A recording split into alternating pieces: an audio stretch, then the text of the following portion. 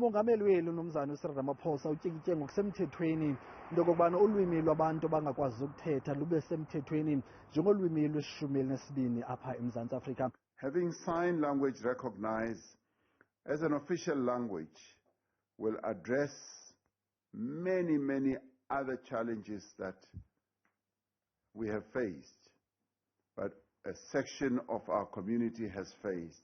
Makhe sive ngoku abazali babantwana bangakwazi ukuthetha into okubana kubaluleke ngantoni elinyathelo lithathwe ngumongameli waseMzantsi Afrika nomzana uCyril Ramaphosa. Makhe sithi ke ngoku mama sibulela kakhulu ngexesha lakho njengomzali umntana ongakwazi ukuthetha. Uvile namhlanje bana lo mthetho utyikityiwe ngokusemthethweni, olulwimi ngoku lusemthethweni, uziva njani wena njengomzali?